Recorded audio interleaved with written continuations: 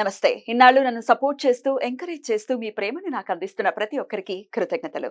అలాగే ఈ వీడియో కూడా ఖచ్చితంగా మీకు ఉపయోగపడుతుంది. లైక్, షేర్ అండ్ సబ్స్క్రైబ్ చేసి మీ సపోర్ట్‌ని నాకు అందించండి. అలాగే ఈ వీడియో పట్ల మీకున్న అభిప్రాయాన్ని కామెంట్ సెక్షన్‌లో కామెంట్ చేసి తెలియజేయండి.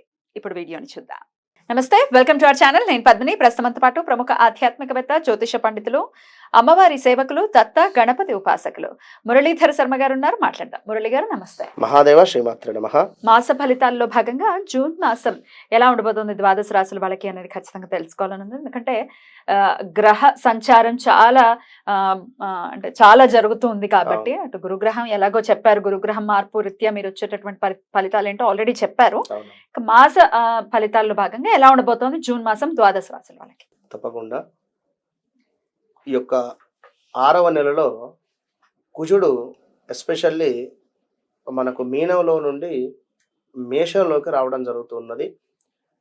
కుజుని యొక్క ఇంటిని అంటే ఈ యొక్క మేష లగ్నాన్ని కానీ మేష రాశిని కానీ ఈ యొక్క శని భగవానుడు తన ఎక్స్ట్రా లుక్ ద్వారా వీక్షిస్తూ ఉన్నాడు. కనుక కుజుడు మీకు ఇచ్చేటువంటి రిజల్ట్ శని భగవానుడి ద్వారానే తన ఇవ్వమంటేనే ఇస్తాడు.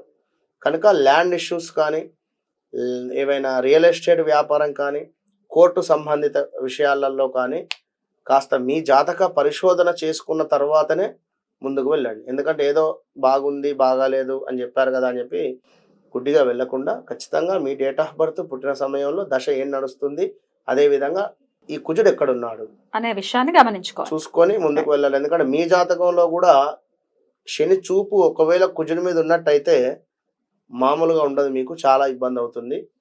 ఇది అర్థం చేసుకొని మీరు ముందుకు వెళ్ళండి. ఇక శుక్ర, బుధ, సూర్యులు ఎక్కడ ఉండబోతున్నారు? వీరు మనకు వృషభము, అదే విధంగా మిథునంలో ట్రావెలింగ్ ఉంది వీరికి ఈ 1 మంత్ లో. కనుక ప్లస్లు మైనస్లు మనం ఈ యొక్క వీడియోలో తెలుసుకుందాం. తప్పకుండా. మరి ఈ జూన్ మాసంలో ద్వాదశ రాశుల వాళ్ళకి ఎలా ఉండిపోతుంది ఇప్పుడు తెలుసుకుందాం. మరి మిథున రాశి వారికి ఎలా ఉండిపోతుందండి జూన్ మాసం? తప్పకుండా అమ్మా. మిథున రాశి వారికి గత 2021, 22, 23 నుండి కూడా పాపం ఎంత నలిగిపోయారు వీరు అష్టమ శని వలన.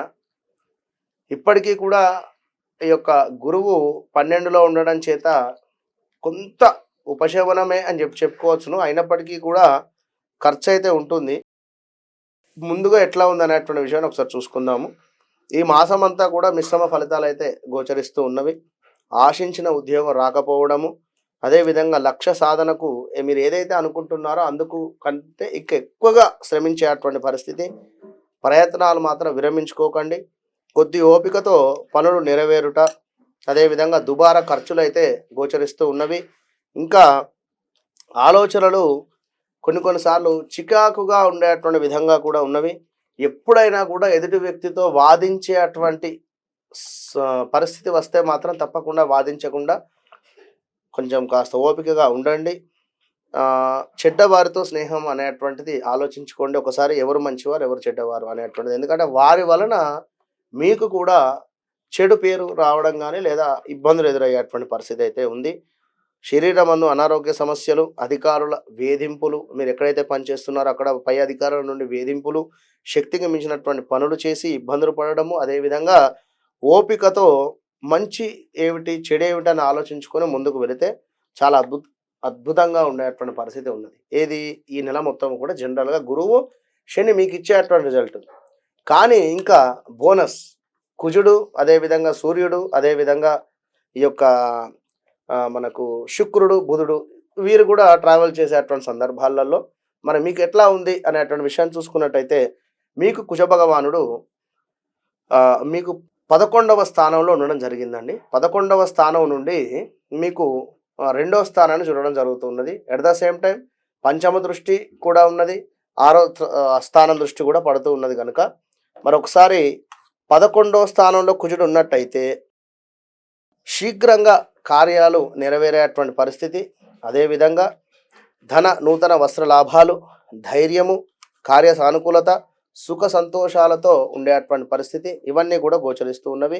ఎట్ ద సేమ్ టైం ఈ యొక్క కుజుడు మీరు 2వ స్థానాన్ని చూస్తూ ఉన్నాడు. 2వ స్థానం అంటే డబ్బు స్థానం కనుక దుష్టులతో అకారణ కలహాలు ఉన్నవి, ప్రమాదము, కార్య వస్తునాశనము ఉన్నది, దుర్బలత్వం ఉన్నది, తేజోక్షీణత ఉన్నది. అంటే 2వ స్థానంలో కుజుడు నీచబడి చూస్తూ ఉన్నాడు కనుక తప్పకుండా మీకు కలహాలు కానీ ప్రమాదాలు అయితే పొంచి ఉన్నవి, జాగ్రత్తగా ఉండండి. ఎట్ ద సేమ్ టైం ఈ యొక్క కుజ భగవానుడు మీ యొక్క రాశి నుండి 5వ స్థానాన్ని చూస్తూ ఉన్నాడు. 5వ స్థానంలో ఈ యొక్క కుజుడు చూపు ఉండడం వలన పాపకార్యాలు ఏదో పాపకార్యాలు చేయాలనేటువంటి ఒక ఆసక్తి, అదేవిధంగా సంతాన ఇబ్బందులు, సంతాన సంబంధిత ఇబ్బందులు, పిల్లలు ఏమైనా బండి మీద నుండి కింద పడడం కానీ, లేదా విదేశీ ప్రయాణాలలో కాస్త వీసా కానీ లేదా ఇంకేమైనా ఫెయిల్ జరిగేటువంటి సంబంధాలు జరిగేటువంటి పరిస్థితులు అయితే ఉన్నవి.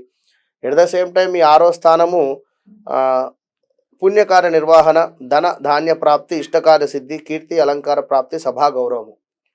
ఇక్కడ 2 చోట్ల కూడా మీకు ప్లస్ వాతావరణాన్ని ఇస్తూ ఉన్నాడు, ఒక చోట మాత్రం మైనస్ వాతావరణాన్ని ఇస్తున్నాడు కనుక మీరు తప్పకుండా కుజ భగవానుని అనుగ్రహం పొందాలి అనుకుంటే కుజగ్రహ జపం చేయించుకోండి. కుజుంది యథాశక్తి జపే వినియోగ అని కుజగ్రహాన్ని ఎవరైనా బ్రాహ్మణులచే జపం చేయించుకోండి, మంచి ఫలితం ఉంటుంది. మరి సూర్య భగవానుడు కూడా 12లో ఉండడం చేత అనవసర ప్రయాణాలు కావచ్చును, ప్రాణాపాయ సూచనలు కావచ్చును, సమీప బంధు నష్టము, అదేవిధంగా ఉష్ణ సంబంధిత వ్యాధులు, ధన నాశనం అయితే ఉన్నవి. ఎట్ ద సేమ్ టైం మీ లగ్నాతో యొక్క సూర్యుడు ఆఫ్టర్ 15th డే తర్వాత రాబోతూ ఉన్నాడు.